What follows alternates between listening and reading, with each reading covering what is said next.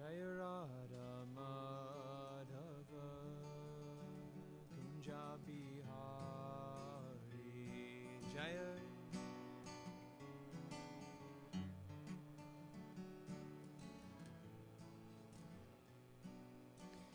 Gopi Janavalabha Girivaradari Gopi Jana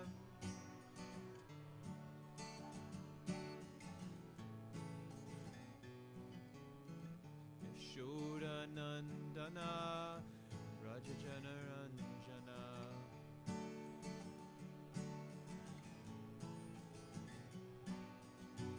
Yashodanandana Rajajanaranjana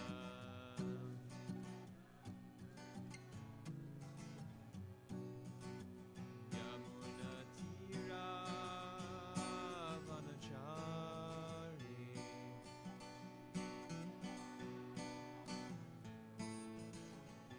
Yamunatira Vanachari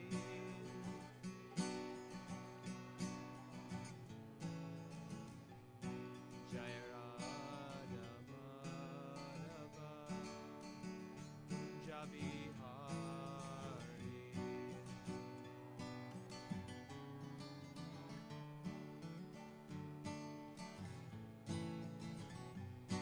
Jai Gopi Janavalabha Girivaradari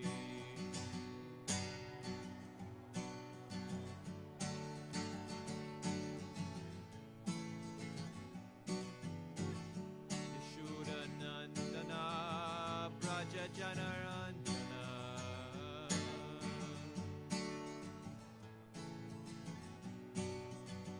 Yashodanandana Brajajanaranjana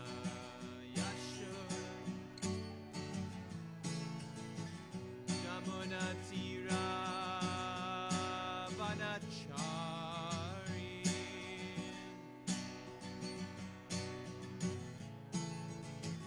Yamunatira Vanachari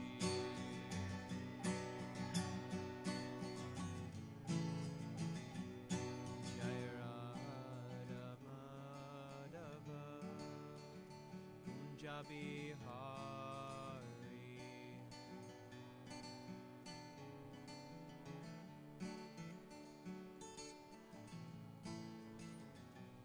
Jaya Radha Madhava Kunja Bihari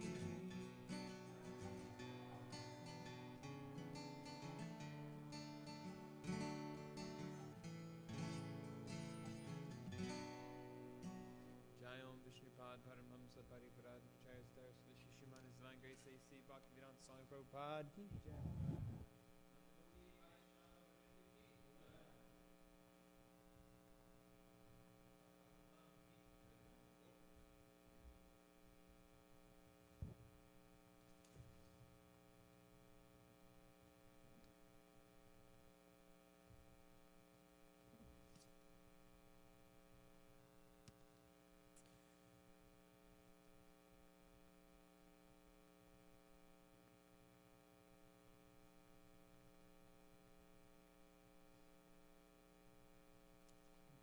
So we're on Bhagavatam 10:21-6. Om Namo Bhagavate Vasudevaya.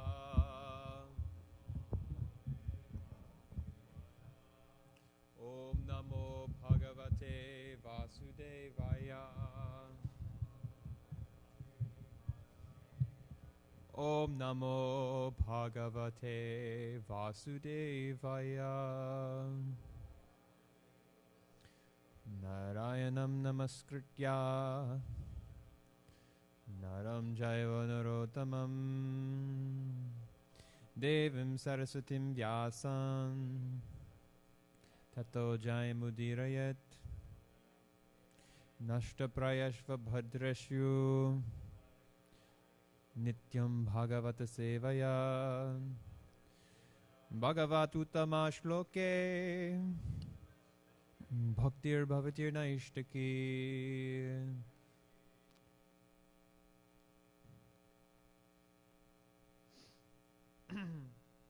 So today we're reading from 10:21:6. The gopis glorifying Krishna's flute. Iti Venuravam Rajan Sarvabhuta Manoharam Shutva Vrajastriya Sarva Varnayanto Abhiribe Iti Venuravam Rajan Sarva Bhuta Manoharam Shrutva Vrajastriya Sarva Varnayanto Bhire Iti Renuravam Rajan Sarva Bhuta Manoharam Shrutva Vrajastriya Sarva Varnayanto Bhire Please chant. Venuravam Rajan Manoharam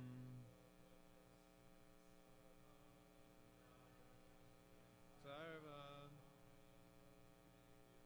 Varnayanto Bhire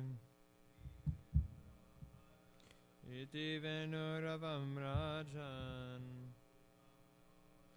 Sarvabhuta Manoharam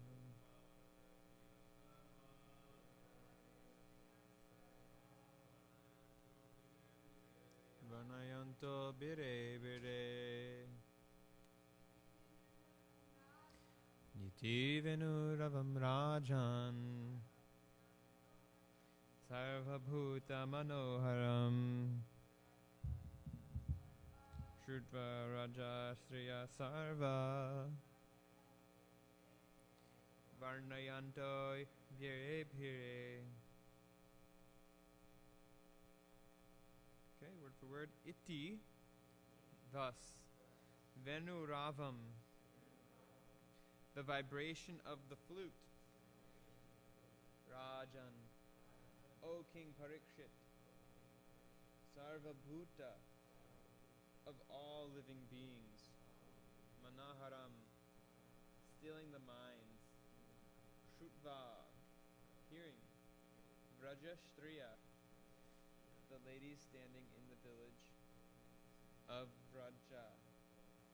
Sarva, all of them. Varnayantaha, engaged in describing Abhire, embracing one another. Translation: O King. Oh, not yet. I'm going to read it first, then we can read. O King, when the young ladies of Vraj heard the sound of Krishna's flute, which captivates the minds of all living beings, they all embraced one another and began describing it. Okay, now please repeat. O King, when the young ladies of in Vraj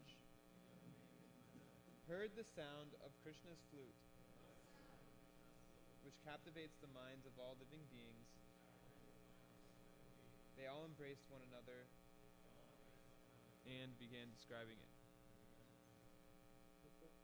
The word iti here indicates that after becoming speechless by remembering Krishna, the cowherd damsels then regained their composure and were thus able to ecstatically describe the sound of Krishna's flute. As a few gopis began to exclaim, and the other gopis realized that they shared the same ecstatic love within their hearts, all of them started embracing one another, overwhelmed with conjugal love for young Krishna. And I was thinking, is it okay if we read one more verse? Because this next verse is really good.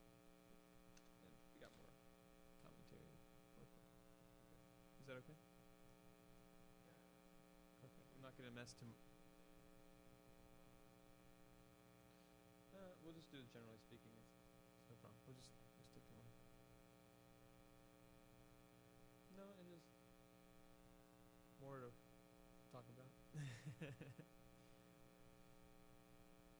Okay, I just don't want to mess tomorrow's class up. But just what? But they might have already prepared, perhaps. I don't know. Okay, I'm just gonna not. I'm not gonna do anything. I don't want to. Okay. Okay, O king, when the young ladies in Braj heard the sound of Krishna's flute, which captivates the minds of all living beings, they all embraced one another and began describing it. So, Krishna is actually Brajananda. I'm just Brajananda Das. So, Krishna is the bliss of Braj. And there's many ways to look at it. Krishna gives bliss to the residents. Krishna gives bliss to the residents of Braj by his, just existing, of course, but his activities, and thus he has so many names to describe him.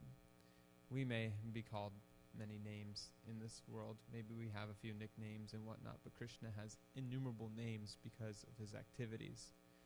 He's glorified in so many ways as Keshava, Govinda, Madhava, Madhusudana, so many names of Krishna, innumerable. We cannot even imagine because his activities are extremely, in comparison to us, for example, Krishna's activities are on the transcendental level, and he brings bliss even with his most seemingly ordinary activities. Even a glance, for example. If I glance at someone, it's not going to have the same effect as if Krishna glances at someone. And the gopis actually live their life practically just to get Krishna's glance for a moment. So this is shows Krishna is the Supreme Personality of Godhead, and he actually. So I was saying, he brings bliss to devotees, but also the devotees bring bliss to Krishna. So there's two ways of looking at it. That Krishna gives the devotees pleasure, but also Krishna derives pleasure from his devotees. So it's a reciprocation. It's not a one-sided relationship. Krishna, he's self-sufficient. He's self-satisfied completely, and he could live without, because he's the Supreme Person, he could live by himself if he wanted to, but actually that's not his interest. His interest is to have innumerable expansions coming from himself and experiencing a relationship with those individual parts of himself, which is quite inconceivable. That's why it's a achintya.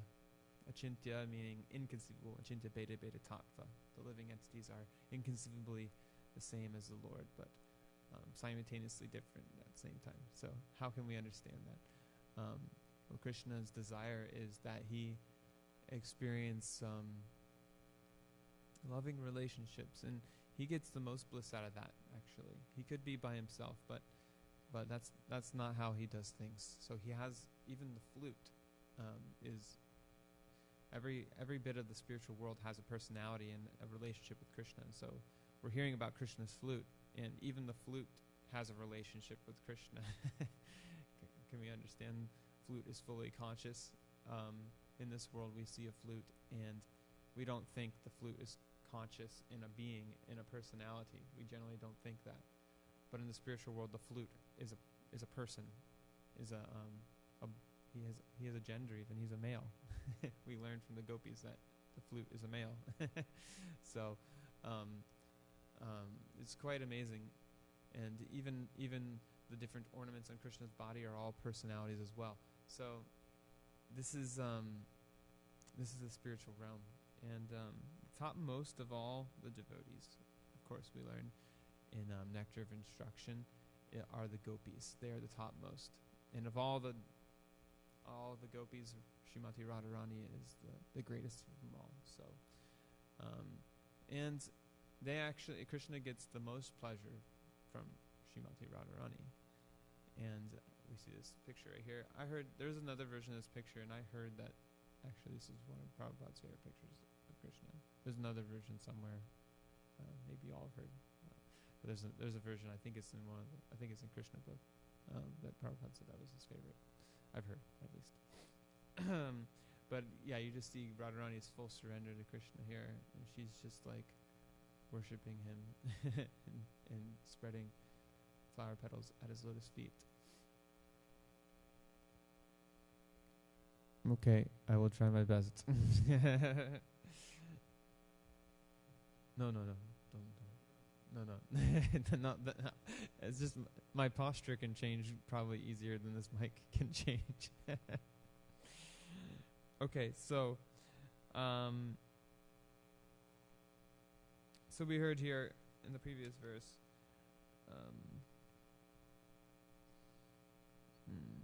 They started here the flute, and they came and actually hearing the flute reminded them of Krishna. And then they regained their composure and were able to ecstatically describe the sound of Krishna's flute. So it kind of reminds me of this one pastime where Srila Prabhupada was speaking to his disciples, and he was saying that actually they're great souls, or something along the lines of that they were not ordinary beings, that they've been sent from a spiritual master to assist them. But then they are asking, like, well, how is this so, Prabhupada? We were engaged in so many abominable activities before. Like, this doesn't make any sense to us. And Prabhupada said, no, as soon as you heard the sound of the holy name, like Krishna's flute, you came running. So this is like the sound of Krishna's flute in the material world is actually the Hare Krishna Maha Mantra. So just like the gopis regained their composure and were able to like they were remembering Krishna and able to describe him, it's the same thing with the Maha Mantra. The mantra actually awakens us and helps us come to enlightenment and consciousness, and we actually start to be able to remember who we are and remember Krishna, and actually we become alive. We actually become living.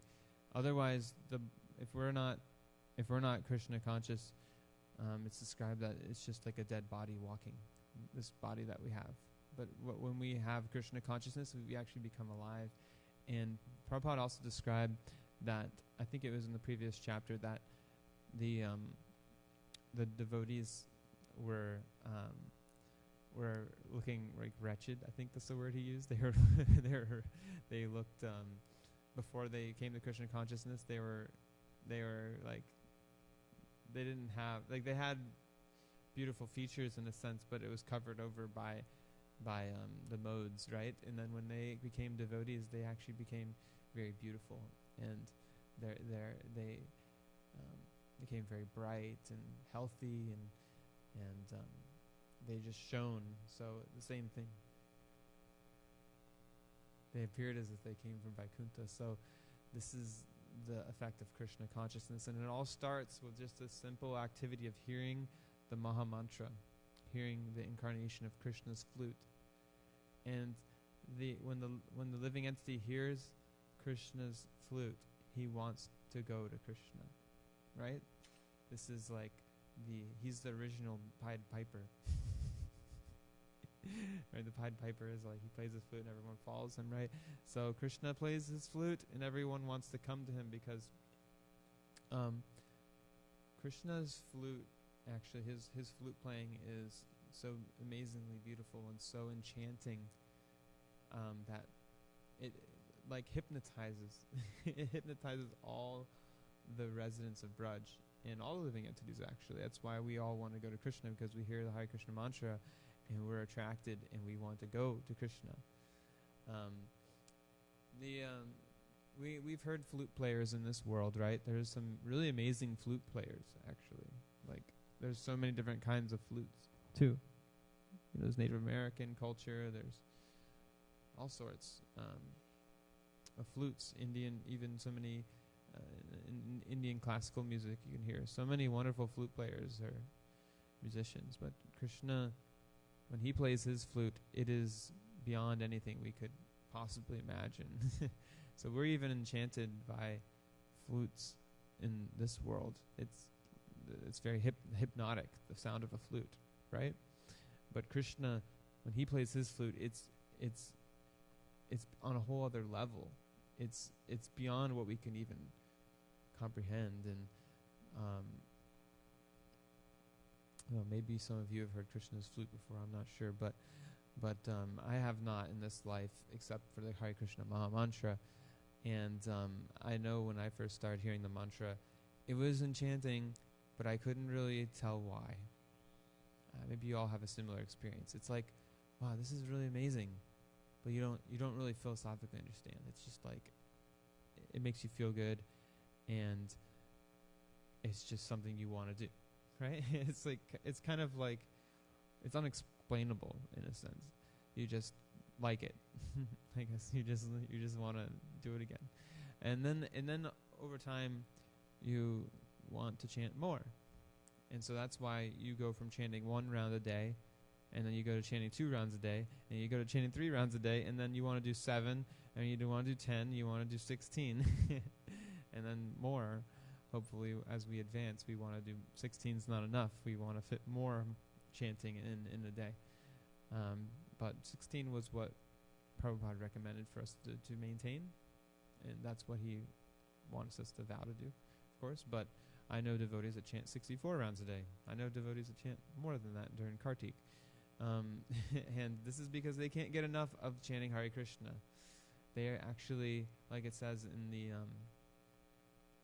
it says, it's interesting because chanting Hare Krishna has many levels, like I was just saying, but in Isha Upanishad it talks about how the chanting of the holy name is like is bitter at first, but it becomes very sweet, right? So it's just like when someone has jaundice, aka is conditioned, when they take the sweet candy, which is like the holy name, it's bitter at first, but over time it becomes more and more sweet. And actually, when you don't have jaundice, right? When you're a normal person, when you're at normal health, sweet candy's sweet, right? So it's only when you're in a diseased condition that it's bitter. So we're in the material world. We're in a diseased condition. We're overcome by the modes of nature, and we were conditioned in this way from many lifetimes, and in this lifetime, for most of us too. So when we come to chanting the holy name, yes, it's actually many of us will have to start little by little, because it's hard to just start chanting 16 rounds right away, though there are some special souls who have started chanting 16 rounds right away. I know a few. But most of us have to chant gradually, and then we come to be able to chant every day 16 rounds or more. So yes, this is the effect, and then actually hearing the flute, the Maha Mantra, which is the flute of Krishna, just over time, when we get to the purified stage, it becomes so relishable. And like I said, we want to just chant all the time. We want to hear kirtan all the time. We want to be chanting japa as much as possible. When we do service, we want to remember Krishna, right? So this is the activity. This is how the Brajbasis actually live their life entirely. They're living their life completely thinking of Krishna, and when they're not able to think about Krishna, or see Krishna rather, then they like the gopis, when they blink, they curse the Creator for creating these eyelids.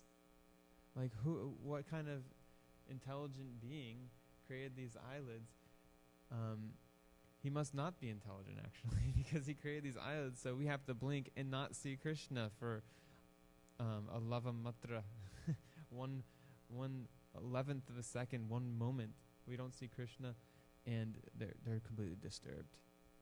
Now, how many of us think that way when we're taking darshan on DVDs, that we're like cursing Brahma because we blinked. I mean, I know for myself that when I blink, I don't even notice. I don't even notice.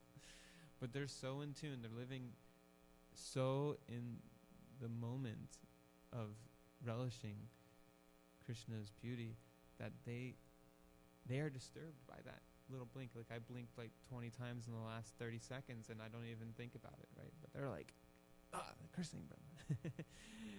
Why did Brahma make these eyelids? So there's it's funny, this purport is only 3 sentences, or 2 sentences, but there's so much in it. As a few gopis began to exclaim, and the other gopis realized that they shared the same ecstatic love within their hearts, all of them started embracing one another, overwhelmed with conjugal love for Krishna. It's like, oh, you're feeling that love too? I'm feeling that love too. Oh, like their friendship is all totally based on their love for Krishna. And it's interesting because they're like in the material world, the living entities are envious. So if someone loves someone that you love, so like in conjugal way, they become your rival, or you become enemies, because like, I mean, I remember when we were teenagers, you know, if one guy liked the same girl I liked, I was like, you know, this guy's now I'm like at odds with this guy because, you know, there's a competition. It's like only one guy can like her, you know. So and the same thing with girls. You know, if one girl liked the same guy, they get like, you know, like they'd get an attitude towards one another, and they would, at least for that time, they would not be friends anymore. But here in the spiritual world, there's no envy. So actually, or at least there's no material tinge of envy. Like they may like just like the same thing. It's like we hear lust, right? And we hear there's lust in the spiritual world, but it's spiritual lust. It's not material lust. So it's not tinged with the degraded qualities of the material world. It's actually pure. It's pure lust, pure love, right? So the gopis, they have pure love for Krishna. Because they have pure love for Krishna, they don't feel any envy. And so when they find that each other are feeling the same feelings of conjugal love towards Krishna, they feel happy. They feel happy for one another, and they embrace each other out of love. That they're sharing the same love together. Wow, like I'm your friend. And the same thing with devotees. We're aspiring to serve like the gopis. Actually, this is what's coming from our parampara. That love of the gopis is what Lord Chaitanya is giving. Actually, he's the first person. Well, previous to him, there was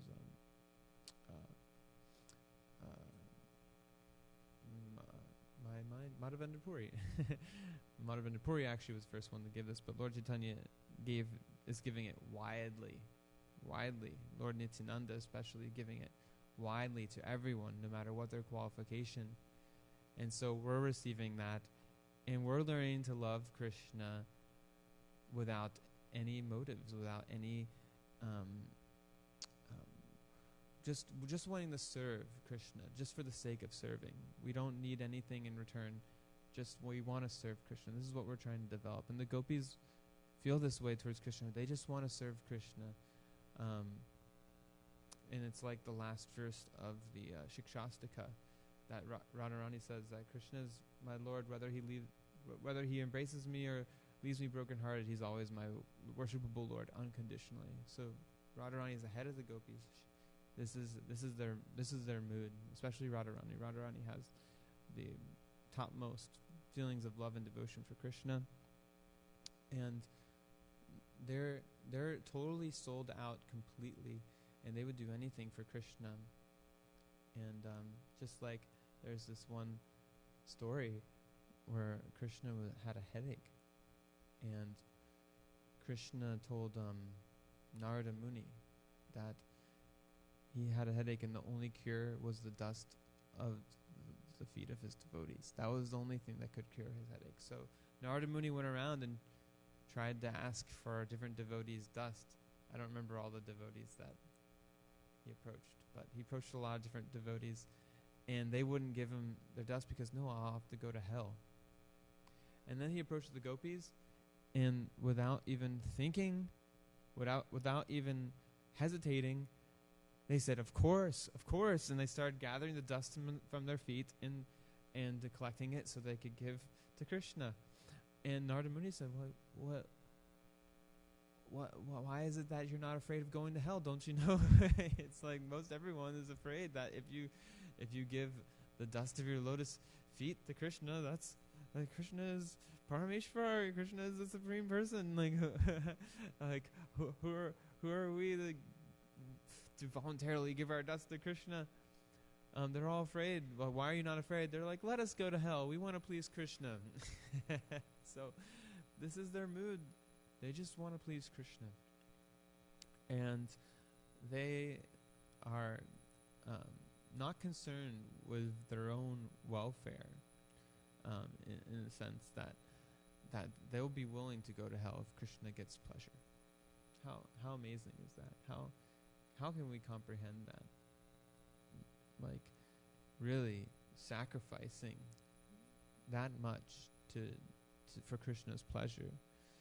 And of course, there are many devotees who sacrificed. There's many devotees in this world that we heard examples of that have lived in such austere conditions or sacrificed so much just for the pleasure of the Lord, because they're following in the footsteps.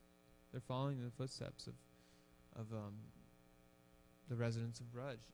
And Srila Prabhupada was this example of someone who gave up all bodily comforts to spread Krishna consciousness and to serve his spiritual master. At a very elderly age, he went through so many things on the material level that are so uncomfortable to establish Krishna consciousness, and we cannot even imagine. There was Srivikram Maharaj likes to tell this story. I think they were in a car with Srila Prabhupada, and they were sharing the toughest parts of their Krishna consciousness, and I think he said Japan. He said, it was very difficult in Japan. The people were very impersonal. It's very difficult. And he was explaining like his situation, and then he said he kind of asked Prabhupada in a very casual way. It's like, Prabhupada, what was your toughest? What was your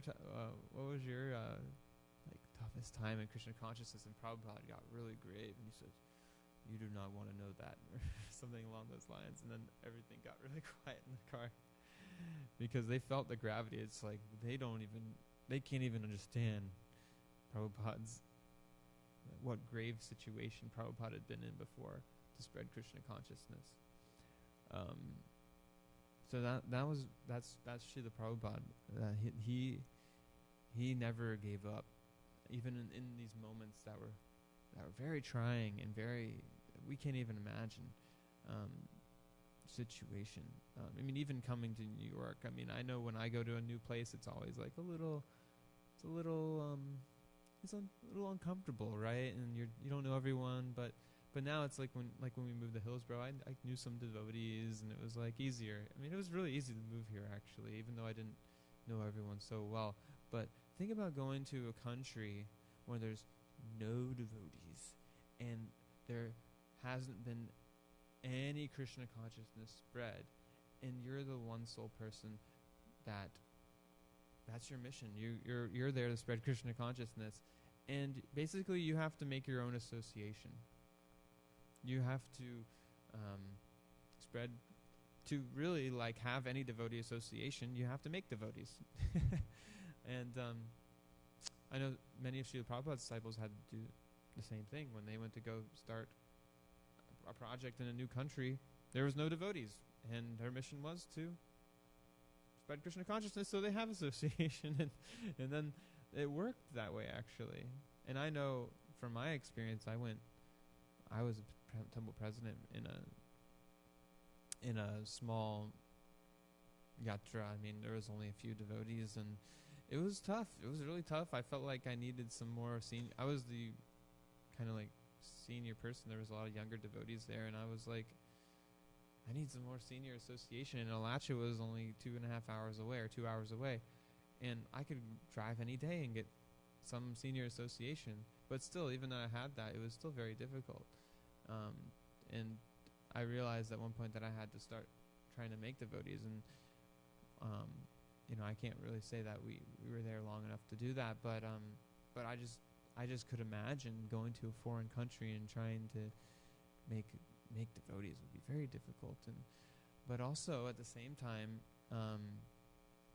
very enlivening, because like Shamasundar Prabhu, Prabhupada's disciple, he likes to say that when we take a risk for Krishna, Krishna shows himself to you through that sacrifice of making the risk. And you could see, if you read his book Chasing Rhinos with the Swami, you can see that.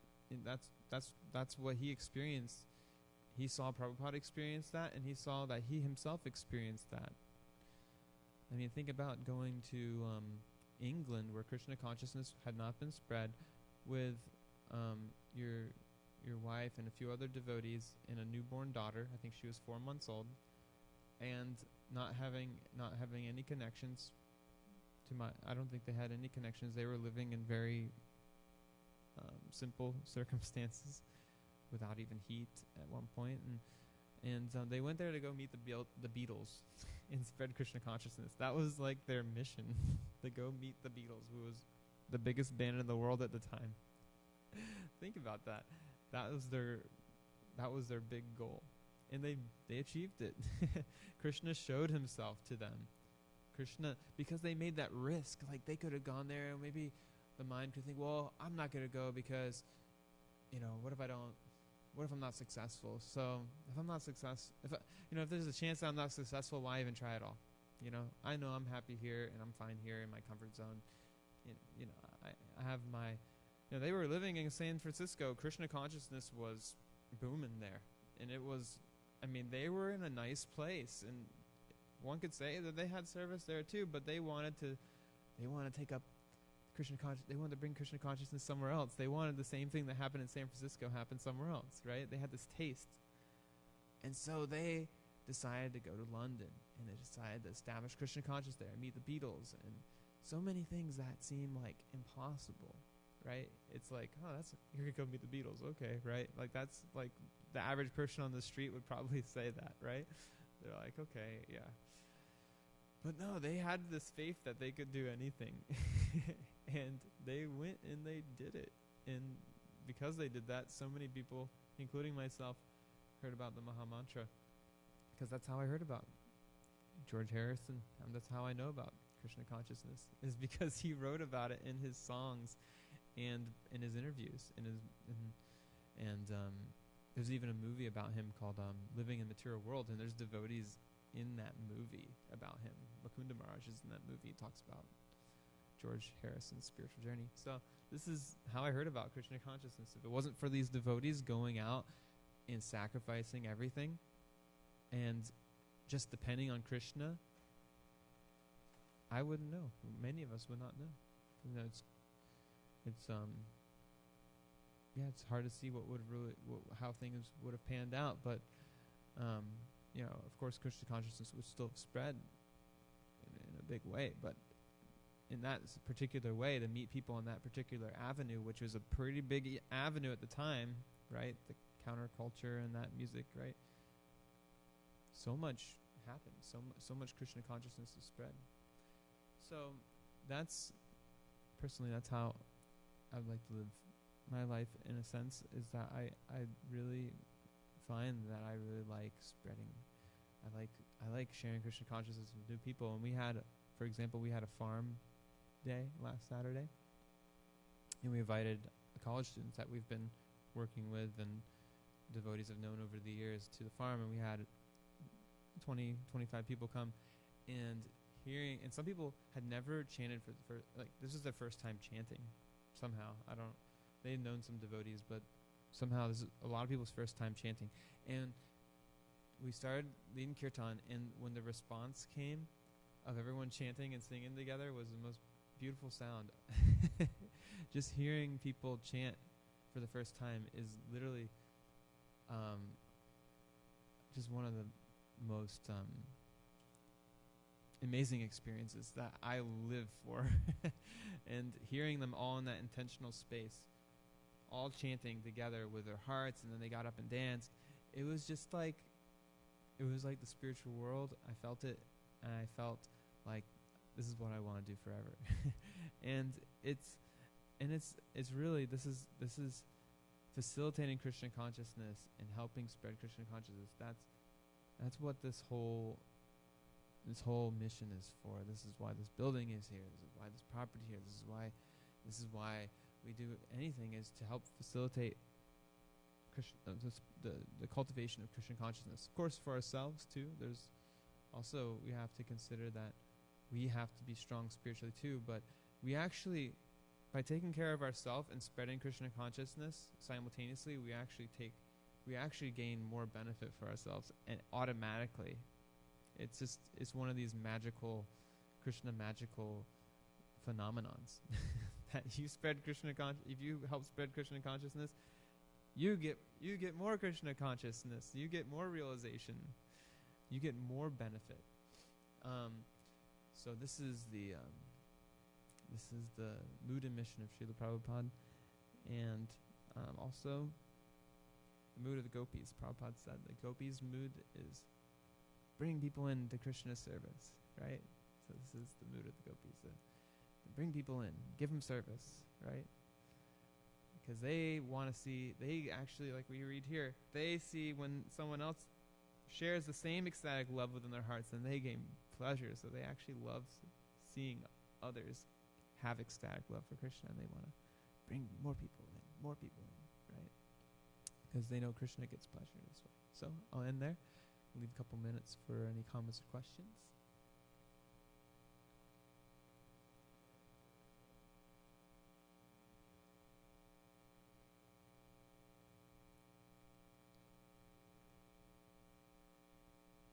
Yes.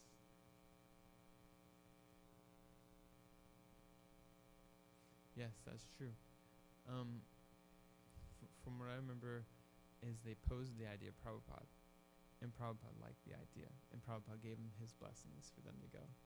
So yeah, it's interesting, because spiritual master is not this kind of like, you do this, you do that, you do that personality. Actually, he wants to hear our suggestions. He wants to ask, like Bir Krishna Maharaj, he asks, like, what do you think about this? What do you think about this? Like the spiritual master will appreciate feedback and ideas. And then he might say yes or no. Of course, give his blessings or not. He might say, no, that's not a good idea. But the devotees, they can use their intelligence and create an idea. Like they can come up with an idea and present it to the spiritual master. And the spiritual master, if he gives us his blessings, then we become empowered to fulfill that dream of ours, to spread Krishna consciousness and make it a reality. And even if we're unsuccessful, in a sense, we are successful, because we're just trying to serve the spiritual master, and that is all successful. Okay, thank you all for allowing me to purify my existence by speaking on Srimad Bhagavatam. Srila Prabhupada ki jai. Srimad Bhagavatam ki jai. Radha Goloka Nanda ki jai.